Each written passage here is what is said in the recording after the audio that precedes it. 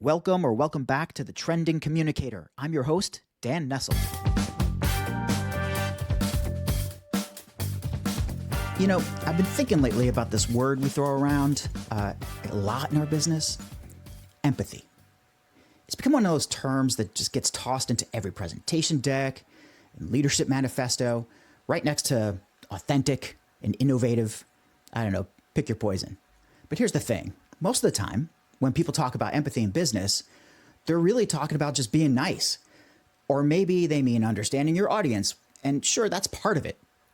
But what if empathy, as we truly kind of dig into it, could actually be a strategic advantage? What if the ability to genuinely understand human dynamics wasn't just a soft skill, but the foundation for building systems that actually work? Now, I bring this up because my guest today has built her entire career on proving that point. She's the CEO and founder of L12 Services, and she's what I'd call a strategic orchestrator with an empathetic core. She can look at chaotic organizations and see both the broken processes and the human toll they're taking. Her firm specializes in creating internal communication frameworks that drive operational excellence, but what makes her approach different is how she analyzes problems with collaboration, listening, and empathy. Now, if you haven't figured it out already, she's not your typical communicator. She's earned a master's certificate in Lean Six Sigma, and I'm sure that many communicators out there are going to go, oh boy, one of those. But no, she's built a consultancy that's helped clients achieve everything from reductions in project delivery times to drops in employee retention. Drops in employee attrition, I should say. But what I find most interesting is her philosophy that structure actually creates freedom, and that the best operational improvements happen when you remember there are real people trying to do good work within these systems. So whether you're doing business with transitions or trying to reduce turnover or just wondering how to create clarity from chaos, which happens to be her company's tagline, I think you're going to dig this conversation. So please join me in welcoming someone who's proving every day that the best strategists are the ones who never forget the human element, a common thread in my show, my friend, Lizabeth Wesely-Casella. Elizabeth?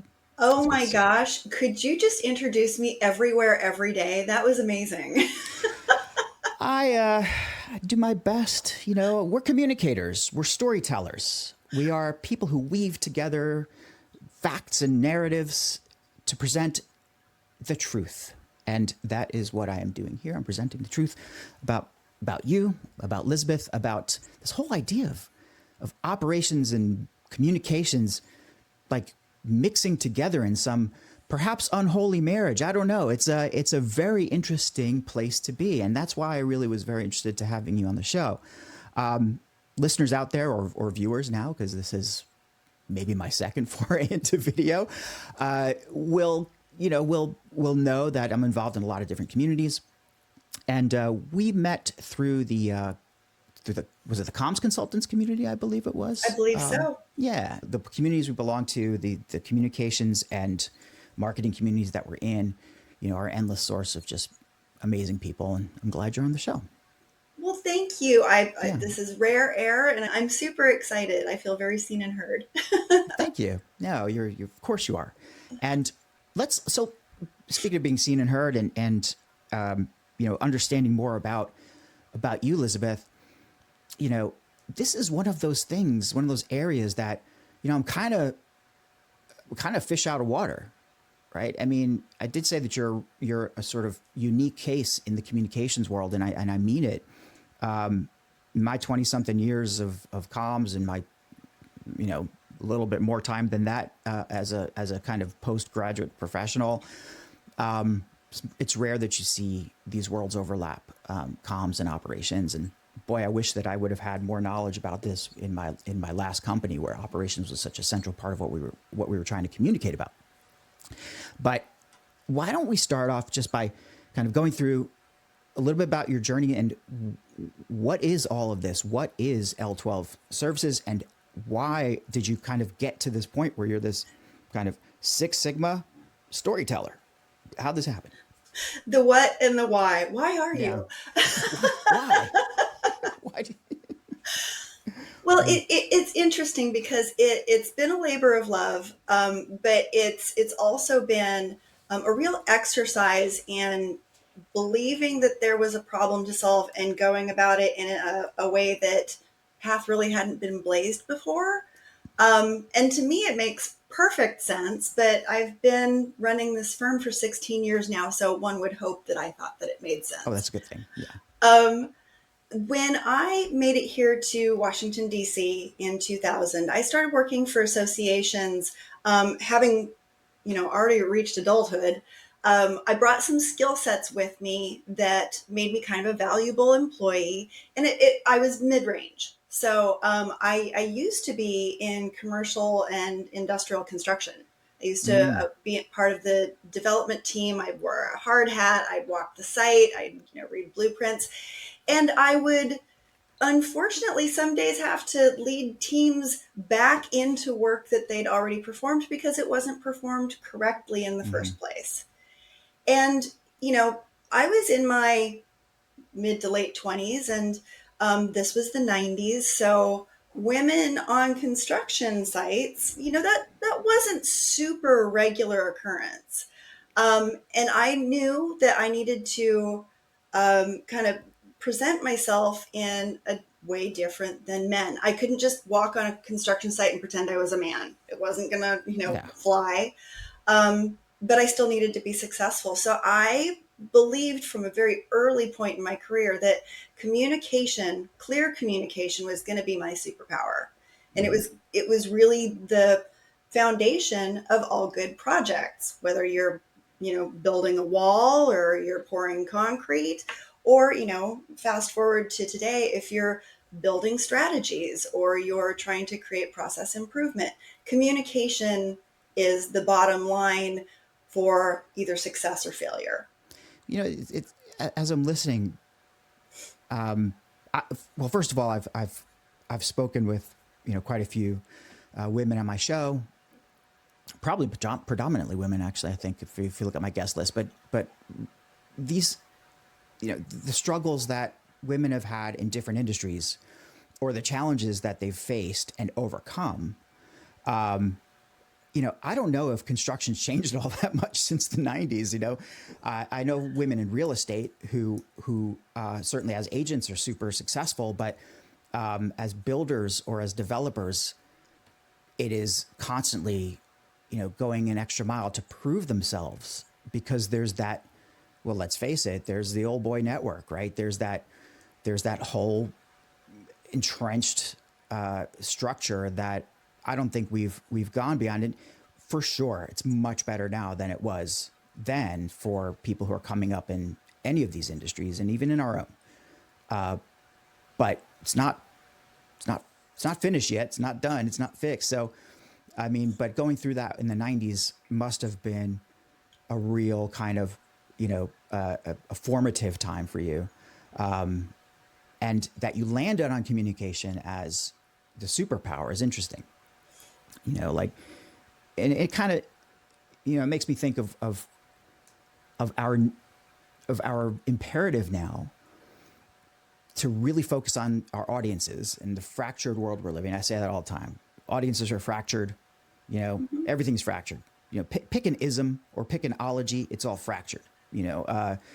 And and that practice that you had in speaking with a very specific audience and communicating with them properly, I mean, I imagine it must come in handy now, as you kind of apply those lessons to the audiences you deal with now. Just putting that out there, I think that might probably be the case. Yes, it's good to be able to. Actually, this is a great segue into how how strategically we have designed our services and our Mm-hmm. philosophy. Over time, it became really apparent that it wasn't just the delivery of communication, the delivery of information from me to anybody else or from leadership down to any downline or the workforce.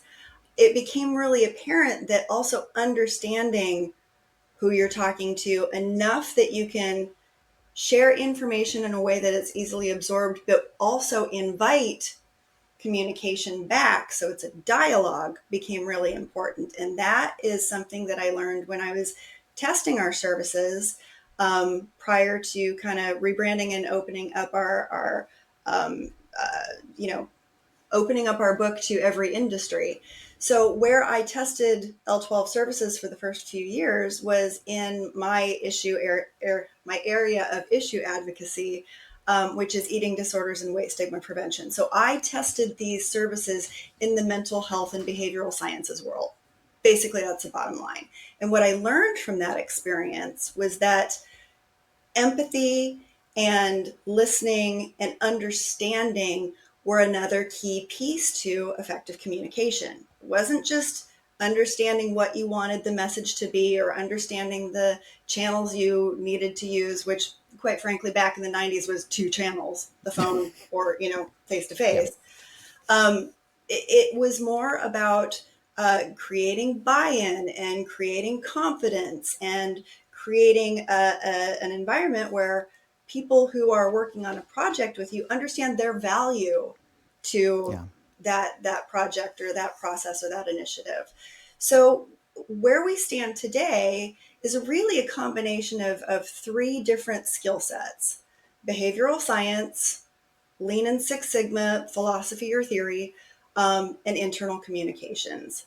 So we're combining those three applications into all of the services that we provide. We are looking at trying to create the best possible atmosphere for people to receive and give feedback for information. We're trying to create the sense that people who are in the organization are valuable, they have something to contribute, whether it's institutional knowledge or innovation. And that while we are moving through any initiative that deals with improving operations or improving processes, the key piece is communicating what the end result is supposed to look like. So painting a really clear picture of the what's in it for me after I do X. And X is always something that's unpopular or uncomfortable or a challenge to overcome. Take return to office, for example. If Yeah. I upend my processes and systems again that I have stabilized since the pandemic, and I get in my car, I get on the metro, and I spend another hour, an hour and a half, go to the office. Why am I doing this? If I can type at home and I feel like I'm being effective, why is doing all this other stuff important to my growth, the organization's growth, reaching the goal? Is this necessary? Well, we need to paint a really clear picture through communication, Yeah. understanding the value proposition of the employee in a way that we can share that end result picture in a meaningful, personalized, um, you know, process of campaigns so that people create either buy-in or hopefully early adoption. Yeah. There's so much you need to address with, especially with RTO. That's a whole thing. We will get to that because I've just written it big note RTO circled Yes, but on my notepad. Yeah. I want to point out that Mm-hmm. there are so many shiny object syndrome Mm-hmm. opportunities for us to take our eyes off the ball right now. Tech has just exploded over the last 5 years. We have new softwares, we have new initiatives, we have new working and operations theories that people are fractured, to use your word. Organizations, groups of people, special interest groups, you're going to be hard pressed to find one specific focus for every organization, but you will have several initiatives running at the same time or several process improvement, projects. What we need to do in order to create that cohesion is we need to slow down. We need to create a very disciplined list of priorities that we're going to follow, and we need to start messaging what those priorities are in order to create that environment that people want to participate in. So Yeah. RTO isn't the only thing that's going on. There are Yeah. so many others, and you can just use that as a placeholder for just about any example. For sure. You just mentioned three words that give me the heebie-jeebies, for sure. That just kind of go, oh man, they're almost inimical to my disposition, and that is slow down you know, discipline and prioritization, priorities. Now, I know for a fact these are very, very important things. And of course, I practice them, but it takes willpower and it takes, you know, serious kind of going against my own thought structure, thought pattern. You know, I've learned this about myself over time, Mhm. right? That it's a struggle. But as a professional, grown up person, you're supposed to be able to manage these things so that you can understand when it's a good time to slow down, when you need to enforce discipline. Always, by the way, if you're a solopreneur, you need to always have discipline, and how to and prioritizing. All these things are critically important, and I think these are the reasons why so many, I guess, entrepreneurs or small business owners who are either of the visionary slash ADHD type don't always make it because you lose sight of these three things. But that said, right, you're talking about these three things and kind of focusing in on getting the key kind of the vision across to people, to employees, to anybody who's involved in an initiative when they are fractured, when well, effectively it's chaos, right? And your organization, I mean, L12 Services is about clarity from chaos. So I'd like to kind of sort of dig into that a little bit, right? Because that's how you've built your whole business, is around this idea of clarity from chaos. And I think we get the sense that you are, going from construction through to we jumped forward, right, to where we are now, and the different initiatives you're dealing with. But, you know, how has that evolved over time? What does chaos look like now within the organizations you're looking at? And, you know, even if we've already mentioned a few things, let's dig into that a little bit more. Sure. So, without straying too far away from why we're here, which is to talk about comms, there is a piece of this that we just all need to acknowledge. And I think that everybody understands it to a certain degree, but it never hurts to remind ourselves we are overly optimistic about how many things we can do at the same time. Organizations suffer from this as much as solopreneurs and entrepreneurs Mm-hmm. and small teams. Yep. In order to be competitive, there is a kind of underlying or back of your mind voice that's continually saying, oh, but you got to do this too. Oh, but you got to do this too. Don't forget to do that. So instead of being good at one thing, which used to be the expectation 30, 40, 50 years ago, organizations are now, maybe they have one product, but they're trying to make sure that that product has great marketing and great social media and great, you know, the experience around that one product is so large these days, both internally from the workforce perspective and externally, but we'll leave external to somebody else because that's not my bailiwick, that people within the workforce are constantly challenged to find time to focus, Yep. complete a project, complete a process, even complete an entire task. And so, as internal communicators, one of the things that we need to do is we need to kind of plant our flag in the sand and talk a lot about what it means to manage the messaging. Not just that we are a highway or a filter between leadership and the people that are doing the work. That used to be just a fine place for communicators to be. But now, with so many, I'll say priorities, but not Mm-hmm. everything actually is a priority. So many great ideas. With so many great ideas at the fore, Mm-hmm. leadership will often have a barrage of messages that they want to share. And as internal communicators in that middle space, we need to be the ones that say, okay, you're about to make all of this turn into noise rather Mm-hmm. than messaging, and you're expecting everybody within the organization to take in all of this information when really it needs to be segmented. And those segments need to be distributed in a specific type of voice so the information is easy for people to absorb and create engagement rather than just being something that they put off into the I'll tackle this later folder.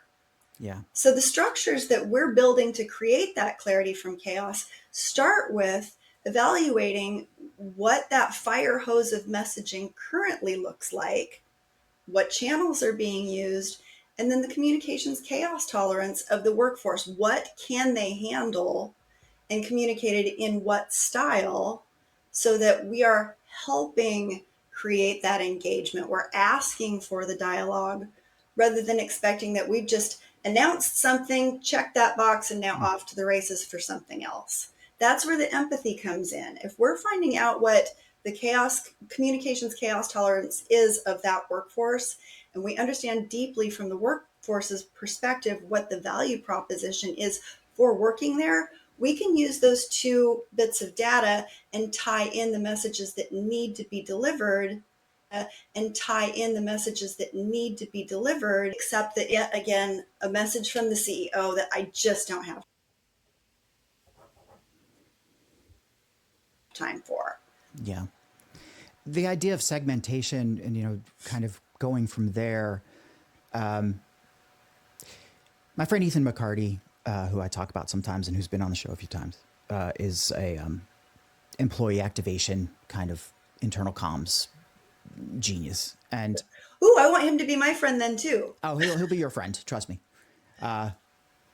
He said once that we have to look at employees as a public. Mm-hmm. Okay, so we look at employees as a public, and we're always talking about the workforce. And even as we speak about it, do this for the workforce. The workforce is this. I think maybe we're having a linguistic problem here, because it's really workforces, isn't it? There are, as much as there's fracturing in the audience landscape, that's reflected in our internal organizations, especially as we get larger and larger. I mean, for big companies, it's a huge issue. For multinational or global companies, it's a given. But it's the breakdown, or sort of the fracturing goes far beyond geography. Mm-hmm. But even for smaller companies, and for or any organization that really needs to have a unified vision and message and understand where they need to go, you're dealing with those different fractured groups. And as I said in the intro, people think empathy is like one way to deal with that, but I think it's not using empathy as a tool. It's having empathy to understand, if that makes sense. Like, the empathy has to be there. It has to be part of, I don't know, the ether in some ways. Well, the definition of empathy is that I feel your pain. Mm-hmm. Sympathy is I acknowledge your pain, but empathy is I feel your pain. Yeah. So having been in the position of being someone in the workforce is critically important if you're going to be consulting in this space. Oh, yeah. So if we are going to, as humanity, look at these various silos, we need to approach the project, whether you're coming as a consultant or you're already within a larger organization, you need to come in with a sense of curiosity and understand that each of those silos has its own culture or has its own challenges, needs to be treated with its own, kind of differentiators. So when we're talking about, breaking down these silos and creating better communication, it's really incumbent upon organizations to create organizational awareness. So my silo understands what my work does in order to put forward the mission, but my silo also understands what your silo does to forward the mission, and when it's appropriate to collaborate or to approach each other for, testing innovation. Like when you have new ideas for processes, who do you reach out to in order to make sure that not only is your department or division improving that process, but any other department or division that is touched by that process has a voice in how it's put together and what the end result looks like and whether or not it impacts them. Like, communication is key to making sure that those ripples are smooth rather than these giant choppy waves. Yeah. If you're in silos, it's interesting you use the word silos. It's usually, when we talk about silos, it's like we're siloed. It's bad. Silo bad. Right? It's bad to be siloed in an organization. Nah, And no, I mean, I've always felt that, it's good to have some rules. It's good to have some boundaries, but at the same time, you know, yeah, maybe it's a silo, but it's permeable. It should be permeable. It should be like a, Yes. you know, like it shouldn't be a silo that's surrounded in steel. It should be surrounded in, I don't know, sheepskin or something. I don't know. That's terrible. That's a terrible thing to say. But something that lets the air in and the water through. Like Yeah. maybe that's not sheepskin. That's terrible. But you know I what I'm like saying. I it. You're think keeping think of that. an osmotic material of some kind. I'll ask a materials engineer what that would be, or a biologist. But Cheesecloth. cheesecloth. Thank you. That's a great one. Right. Kind of. We're going into the kitchen now. We're We're using going to the cheesecloth. kitchen. I, it is it's a I think it's a common bogeyman for internal comms professionals, and certainly for you always see it when there's transition or when there's new executives coming in and saying, we got to break down the silos, break down the silos. Have you broken down a silo today? Break down a silo. And I think that it's important certainly to recognize that we all have roles and we all have kind of missions, and if we break down all the silos, then that is definitely going to be a little more chaotic. So got to find that balance. But one thing occurred to me while you were talking about empathy and curiosity, and I think they are inexorably tied together. But here's where I kind of my mind went when you were talking about the way that we need to focus and the way that we need to kind of really understand that we have priorities. I'm an AI guy. I mean, we talk about AI on the show all the time. So this one is absolutely going to be no different. But I just started, like, for the first time, I thought, wait a second, is AI an enabler? But not in the positive sense of, hey, it's enabling me to be more efficient. I mean, in the psychotherapy sense, where it's enabling bad behaviors. Is that a thing? Like, when we talk about this, the roles that you must have and staying focused, now we have these miracles of technology to allow us to be a lot more than we were in some ways, to allow us to go, okay, look, I'm talking to Lizabeth. She's all about Six Sigma and lean and communications. I don't know anything about Six Sigma. So, but I have this whole set of tools now that can help me build an entire Six Sigma based plan, or teach me all about Six Sigma, or walk me through everything. And in a few minutes, I'll have enough information just to not sound like an idiot in a meeting. But, over time, I could sort of start to learn a little bit more about it. And does that endanger my focus? I mean, it could, right? It could endanger my focus. So have you been dealing with any of that in your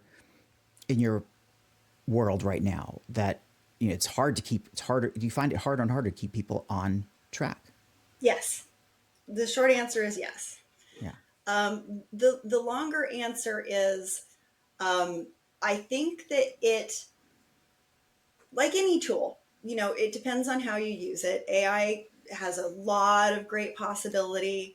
And there are points in certain tasks that it's way overhyped for right now. Yeah. I think it was just yesterday that the Washington Post did a review of the 5 top AI engines and how they performed, reviewing legal documents, reviewing medical documents, literature, and something else. And it gave them each grades. ChatGPT came in just behind, what is it? Genesis? No, what's Gemini? yeah. Yeah. So they're purposeful uses for it, and it can be really beneficial when you're getting a summary of a topic, like you were just saying. Learn a little bit about Six Sigma. The problem is, we say, well, I'm just going to get this is behavioral science Mm-hmm. again, or just Yeah. behavioral across the board. I'm going to use this as a shortcut for right now to prepare for this meeting. Done. I'm now going to get back to the rest of my life with the hope that I will return back to that super interesting concept and learn more about it. Wait, I don't ever have time again. So that Yeah. bit of knowledge that you have about Six Sigma may be all that you get and take forward with you, and it's missing a lot of fundamental information. Yeah. So, for example, what's the difference between Lean and Six Sigma? Did the research tell you that? So you wouldn't know Yeah. when to apply it, right? Yeah. So, quick rule of thumb, Six Sigma helps you identify and reduce defects. So like Mhm. a pen that wouldn't click. Yeah. You want to get rid of that if you manufacture pens. Lean, on the other hand, helps you reduce waste. So the waste of time, the waste of movement, the waste of, there are 8 of them. Mhm. Yeah. So those two things work hand in hand to create better operations, but you apply them differently under Yeah. any different circumstance.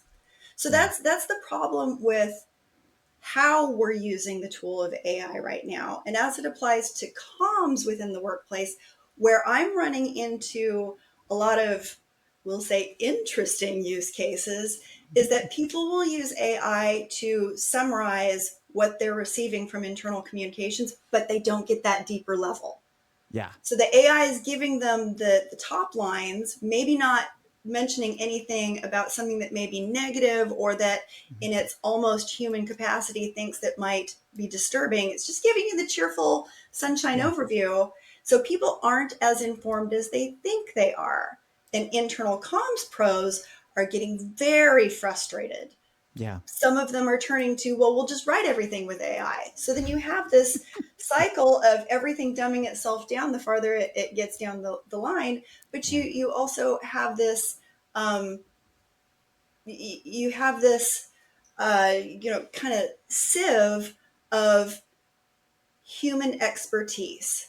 The internal comms folks that have been working so hard throughout their career to identify the best way to connect with their audiences, Mhm. when they're so deflated that they're using AI and not adding themselves back into that draft, Yeah. what we have is a real recipe for burnout and lack of confidence.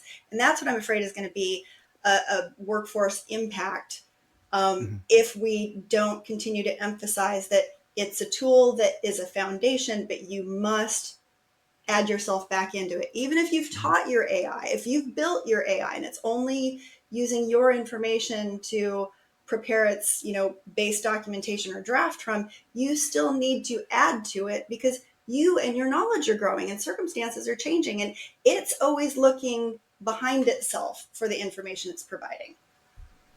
You got to be the human in the loop, as Ethan Mollick says. Yeah. It's interesting because perhaps that's a looking at it from a different lens.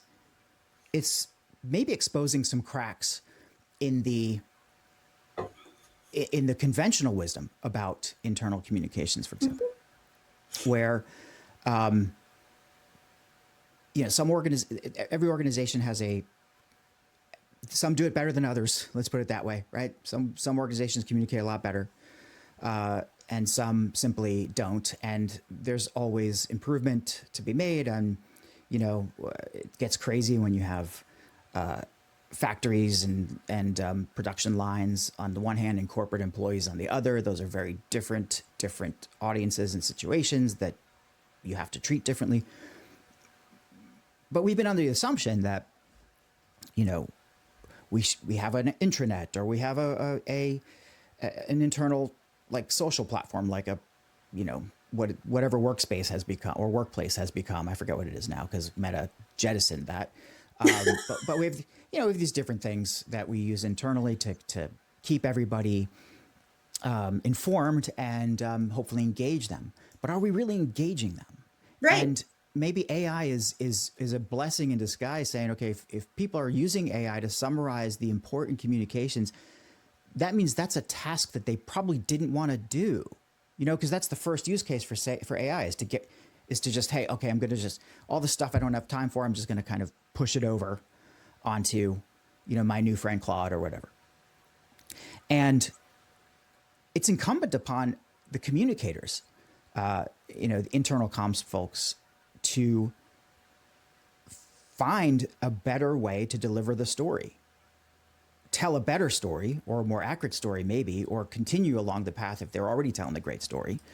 But now looking at almost like a marketer, look at it from a distribution side and an engagement side. What do we need to be doing to really implement and enforce the important things? How do we flag when something's important? People need to really read it. Is it simply just flagging it? Probably not, right? So how does your work help, or how do you help people kind of, I don't know, discern the difference or get into that whole idea of how do we need to sort of rethink internal comms in this new and crazy and chaotic world? I mean, I think that's a huge question. So you don't have to answer the whole thing, but what do you think? Well, so, this is a conversation where I definitely dig into my communities, my Mm-hmm. peer groups, pain, and try and work with empathy. And my suggestion for that is a little bit um, out of the comms realm and more in the operations realm.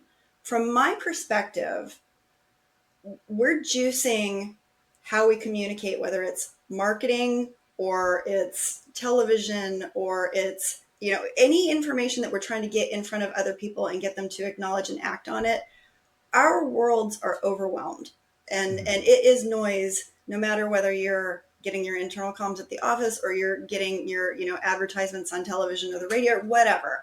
We are all at our max capacity for absorbing any more information. So from my perspective, and this is to a certain degree client dependent, but it's not infrequent that I have this conversation. This is when I start to talk to leadership and say, have you expressed to your workforce that part of their responsibility for working here is to become and maintain highly informed status? They need to be a Mm-hmm. high information worker. So it's important that they take the time at the beginning of every shift, if their homepage is their intranet, to scan it and see what information is important for them to do their job. Yeah. It can't just be one push from a segment of the organization or a division from the organization, comms, marketing, internal comms. Mm-hmm. It needs to be a partnership. I work here. I understand that in order to be great at my job, to, forward the mission, to reach the goals of the organization, I need to be informed. I can't just sit here and expect that I'm going to somehow through the ether absorb the things that are important to leadership or my manager, and be good at this. Yeah. I'm glad that I work here. Therefore, I'm going to pay the toll of 15 minutes of going through the intranet each day. That, along with a real emphasis on utilizing the most critical comms channel any organization has, is usually my answer to that. And that super important channel, your humans, your team Okay. leaders, your middle managers, those people need to be involved in understanding from a high level what's coming down the pipe, what internal comms is focused on, those messages that need to get out, and they need to partner and become a message delivery device to their teams. Yeah. If the internal comms strategy is we're going to send this information out in our newsletter, we want everybody to click a certain link, then the team leader or the middle manager needs to be a comms channel too, that during their meetings, during their team gatherings, they're saying, hey, did you notice, or have you Mm-hmm. clicked the link or whatever? Yeah. And maybe some organizations will use internal comms to gather the engagement data and come back to that middle manager and say, hey, only 50% of your team has clicked that link, we need you to double down on it. Yeah. But using the middle manager and emphasizing as part of the responsibility of the worker that they need to participate, those two can be very, very effective to create a better understanding and higher engagement. Yeah. Here's where we get into the whole question of, or the whole kind of let me rephrase that. There's a statement that I was taught, or a friend of mine, a mentor of mine, told me way, way early in my career. Pre-internet, let's say, where I was a recruiter at the time, and I would call people to be, I was doing recruitment. Hey, I've got this great opening, this role. You're going to be great for this role. I've identified you with such in this particular manner. Hey, are you interested? Come on in and talk to me, or talk to a client about, hey, what we have these wonderful candidates. What roles do you have, et cetera. To oversimplify, and people would either be interested or not, but they'd lie. They'd lie all the time. I mean, you have a resume, you've probably lied, right? I mean, this is the thing. We like to think that we're always honest and we're always kind of above boards, but look at most resumes, there's a lot of lies or exaggerations of truth. So I was complaining to my mentor, and he said, Dan, anything can go wrong when there's people involved. Mm-hmm. That was like, as long as there's people involved, something will go wrong or anything can go wrong. And that has never changed. So where I'm getting at is this: the internal communicator has this very critically important job to inculcate the organization in some ways with the vision and the direction and the strategies and just the simple day-to-day announcements, what's happening from the leadership to the staff. And the staff gets in the way and won't either. It's a consistency problem. You'll have middle managers who are all on board and will run their teams and say, yeah, by the way, open your email today, click on the third link. It's very important. You'll have some who will say, look, you have other things to do. Go on and do those things. And when you're at the end of the day, if you have time, go for it. Right. So there's this that's an organization that has a cultural problem, clearly. But the communicators, I think, really have to factor all this in, and maybe that's part of the chaos of growth and transition. But what should organizations do to kind of either, or what should communicators do to get around that in your experience? What are the things, the methodologies or tactics or strategies that you've seen work in those kind of situations? I'm going to make a little sidebar here, and I hope you and everybody else listens. There is a comms professional out there. His name is Mike Klein, and he speaks directly to this. I think you would have an amazing conversation with him. He's a dear friend, and he's been doing this work for a really long time. So my answer to this is to, use that empathy piece and bring people along. Because I, kind of started this answer out with, I feel for the comms folks. I want to take some of the pressure off of them and maybe reallocate it to leadership. I've developed some tools, and maybe I can share our CATS system, communication accountability tool system, with your listeners. But it's a way of capturing 5 different activities that can help ensure that your leadership communicates to their downline. It holds them accountable, and it holds both ends, leadership or executives and middle managers accountable for having these conversations and for following through. I think that it's really, really important that, even at the team lead or middle manager level, that they're still seeing that everyone gets held accountable. Yeah. It's not just always looking down the line and that being held accountable is punitive. It's actually, like you said at the very beginning, good accountability and good process is freeing. It's not, it's not meant to hold you captive. I think people also feel like accountability. I think there's a massive misinterpretation, just like with empathy, there's a misinterpretation of accountability. What does that mean? Is it responsibility? Is it well enough defined in an organization or in a team that you understand what it means. It's, it is what you are supposed to do, like accountability. It is what you need to do, what you are oath bound to do in some ways. I don't know what the best way to call it is. And, there's so many dependencies on every accountability.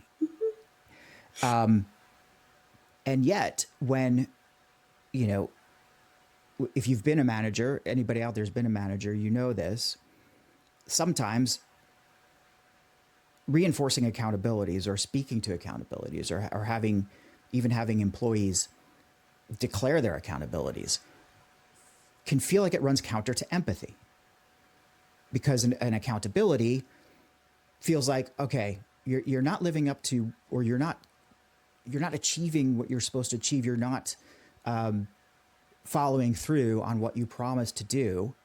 Well, now you're mean. You're having a mean conversation with me because, I'm doing my best, and, my life is hard and whatever it is, and job is difficult. So you have to empathize with me first.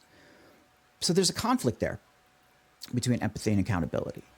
But you can't have an organization or a business without accountability. It's just simple as that. Is there a way to reconcile these things? Is there? Yeah, I'm sure there is, and that's why I'm asking you. Again, it goes back to the organization's culture, but for organizations that are really interested in the human component and the success of each individual, there's going to be a conversation at some point about how do we create common language? How do we help our workers understand how we define the word accountability or any other potentially difficult word? And that will hopefully manifest itself in a conversation. Maybe it's during onboarding that says, you are accountable for X, and accountability is not being called in front of the classroom and berated because you didn't bring your homework in.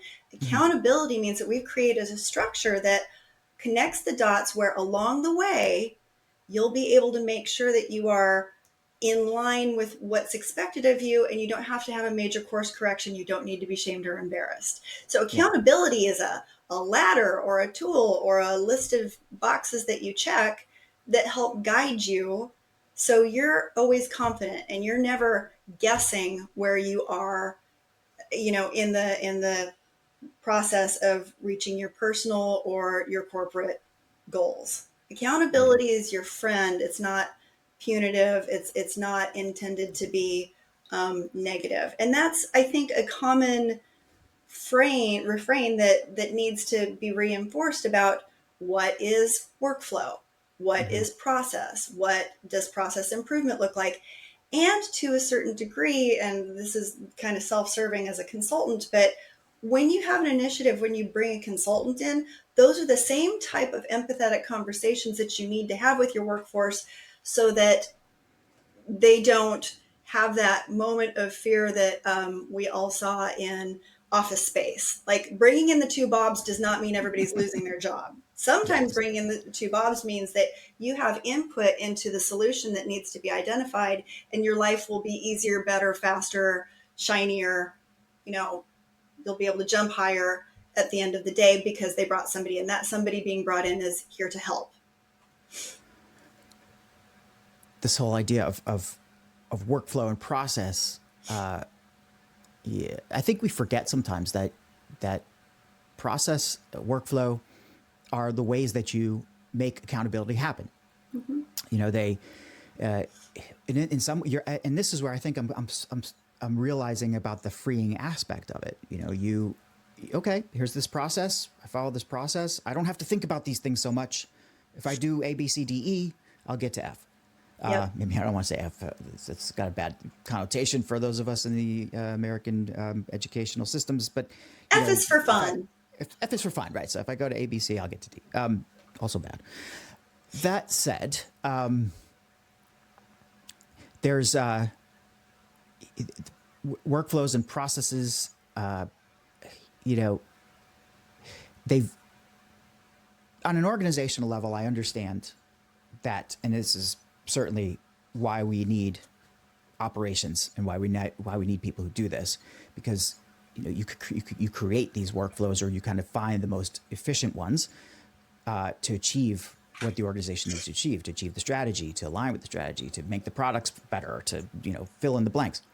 On a team level, it can break down.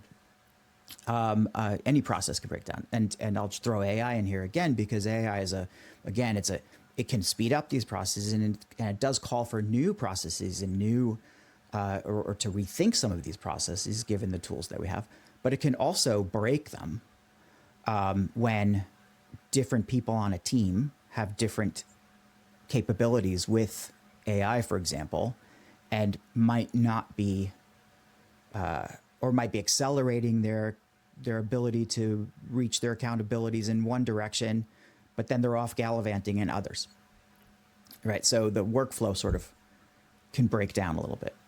I don't know if this is becoming an issue, or if there are enough people rethinking all these processes. I imagine there are, because there's businesses out there that do this. But I don't know. I feel like there's something there to pull on with the effect of, I guess, process breakdown, within organizations or within a team, or on a team level, or even on an individual level. It leads to broken. Left alone, it can lead to essentially a broken organization if it grows too fast. And that has real consequences. How do we nip that in the bud? It's kind of where I'm thinking. So are the broken processes in this example because there's a lack of communication, or because there's a difference in adaptation to the use of AI?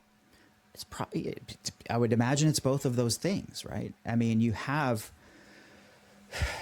this is why AI adoption is difficult, I think, for many organizations, because because it's not one size fits all. It really isn't. And when you're talking about employee empowerment, there's almost nothing that we've ever seen in the history of technology that's more empowering than this. But that makes it difficult, I think, for many employees to then say, okay, I'm empowered to now do all these things, but I still have to live in this box.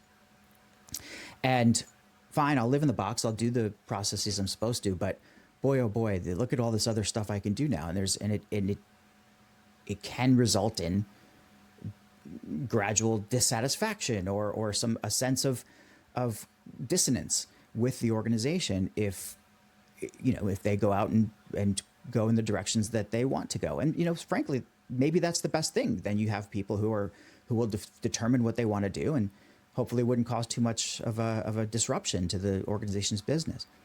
And we're unlocking a lot more every day, but we're also causing disruption. Mm-hmm. So, if it gets to the point where the organization is broken, or where the culture breaks, there's a massive cost to this, and it's not a technological one; it's a human one, right? I mean, what do you think? So, I mean, obviously, being in an era of innovation means that all of this is messy for a while. Yeah. So we kind of acknowledge that, and we move forward the best that we can. 4 years ago, I was helping organizations put together their communications policies, defining what channels we use, how we use them, when we use them, where you can find the information. And not a single one of them had AI use in that comms policy. Today, every single one does. So I would encourage organizations to really get clear on what they want to adopt, how they want to adopt it, what job titles will adopt and won't adopt. Like, get clear on what your expectations are, and what would have been a recommendation to, go and readdress that once every year probably is readdress it once every quarter, or at least look at it and evaluate it once every quarter. That said, when you get down to the individual level, if there's an expectation to use AI, or there's an expectation to avoid AI, that's where the devil's in the details and the mess happens. Sure. We're going to find people who are going to self-select in and out of environments based Mhm. on just that aspect alone. And Yeah. I know that that sounds very Pollyanna-ish and as though everyone has the privilege and the ability to choose which job they have. And Mhm. that's not the real world. But there is, to a large degree, um, a population that's significant in size that can and will do that. And because they're doing that, when I listen to the people on the news reporting about Bureau of Labor statistics and how job movement happens in our nation, sometimes what I'm hearing is the depressing side of things that everybody's going to Yeah. leave. Yeah. Well, if you open up a bunch of spots, other people that are interested are going to come. Maybe there's a lag there and there's definitely going to be an impact on, the economy, but those Yeah. jobs will get filled unless you are a failing company. Yeah. So there are going to be people who don't want to use AI that will gravitate toward those companies that say, no, we don't use AI. And then there are going to Mhm. be other people that are like, I am so good at creating prompts. I want to use these super skills someplace. And Yeah. poof, they'll get their dream job. I hope Yeah. everybody gets their dream job. Yeah. Of So, course. you know, Well, I'm in the same boat. I mean, I personally, I think anybody who or any organization that avoids implementation of AI is destined for either massive failure or disruption that they're not able to handle. It's just it's in the world now. It's in the ether now. There's nothing you can do about it. You have to actually figure out how to handle it and use it within the confines of whatever your guidelines or whatever your policy is in the furtherance of your business. And smaller businesses have a little bit, I think, of an advantage in either in being faster to adopt for sure. It's easier for them, but at the same time, they can also hold off a little longer probably until they figure things out because there's not as much at stake as in a public facing massive organization necessarily. I mean, I guess if you get down to the personal level, there's plenty at stake. But it's just interesting to me. I think the whole idea of internal communications, what we do, is going to continue to evolve and change. You know, and as we sort of wind down, I see we're sort of kind of coming up on it, but what is it like?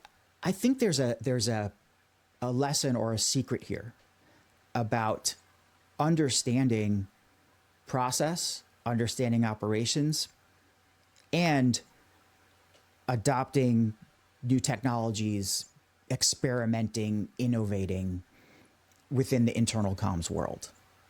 And, you know, I'm sure that we can talk about what that looks like, but have you thought about that at all? Well, I'm sure that you're being on that cusp or having that Venn diagram where ops and comms are greatly overlapping. What is the future of internal comms and why do they need, at least I think they need, to really understand ops and processes? my preference would be for people to focus on how to use AI in the internal comm space as a way of creating strategy for low engagement, for Mm-hmm. channel use, for opportunities to create greater organizational awareness between silos. I think that that is an excellent use because it's analytical, Mm-hmm. possibly for creating first or second drafts of content, whether it's video or audio or written. Mm-hmm. But I would like to see more focus on using an individual's time in the editing space Yeah. for that, the time that used to be used for the creating space. So if you're going Yeah. to reduce your creation time by using AI, make sure that you bubble up and balloon your editing time for creating that content because that foundation may be excellent, but Yeah. that deeper knowledge and that forward looking knowledge, that thing that you just learned, you need to keep adding that in. If you want Yeah. AI to help you and to learn with you, you've always just got to be one step ahead of it, adding something new to it. But Mhm. to use it to analyze how to use your channels better, or to find out which channels are being used best, maybe ones that are redundant, what we call a channel assessment, I think that's a really great use right now.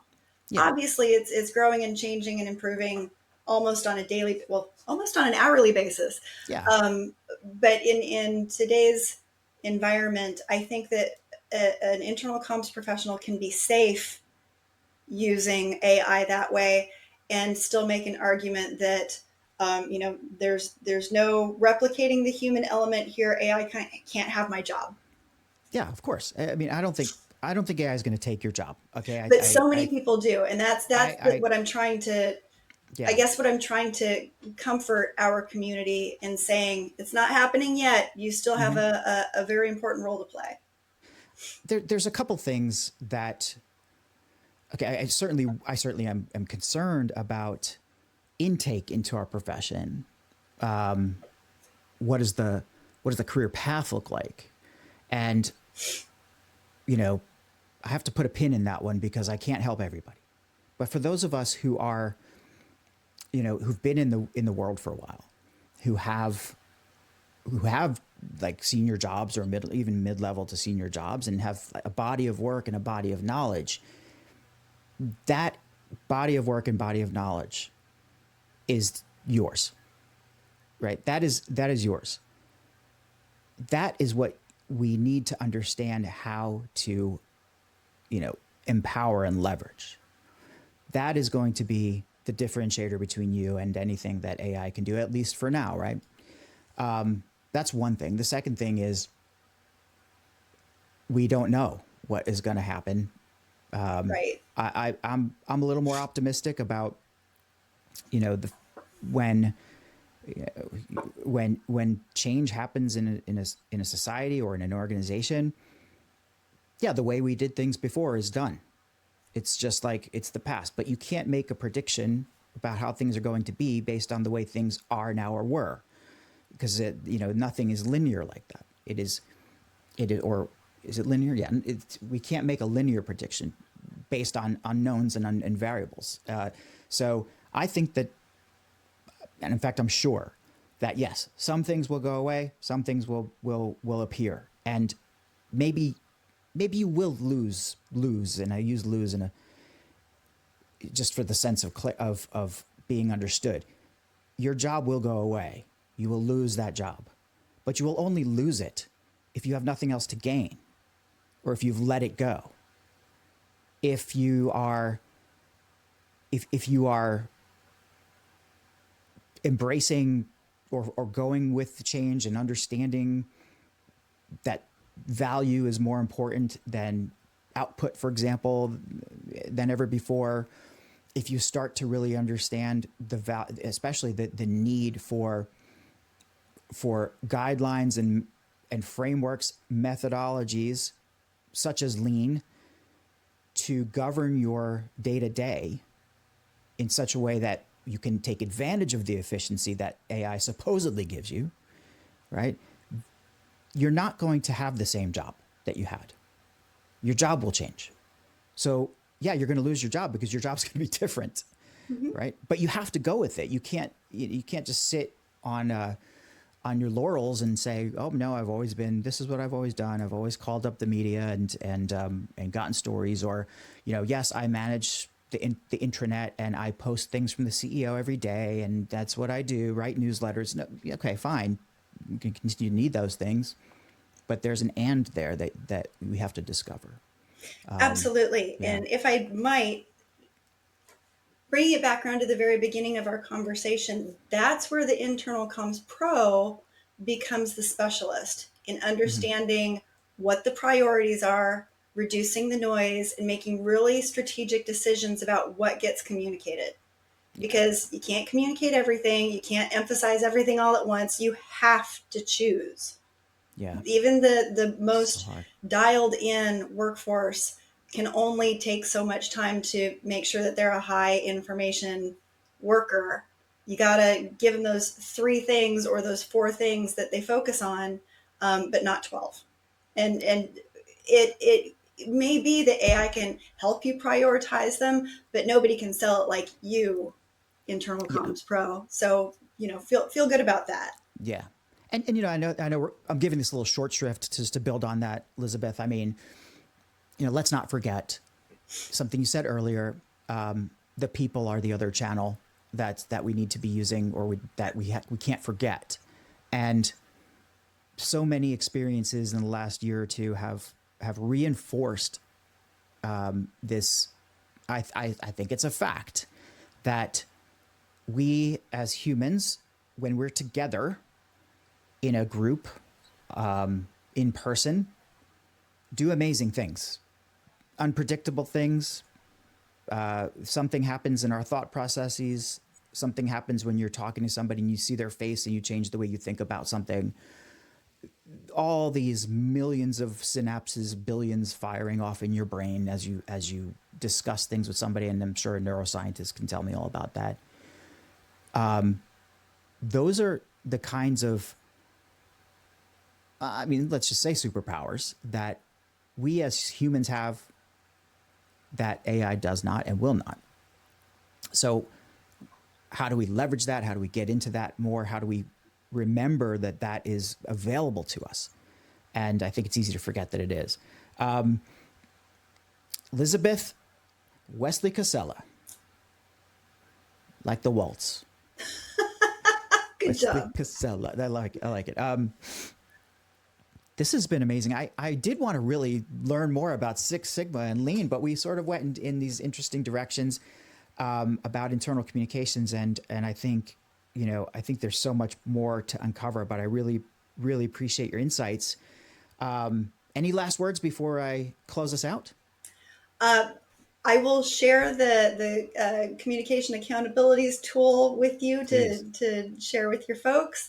And yeah, I think we should do this again, talk about Lean and Six Sigma and the human element of oxytocin that AI will never be able to generate.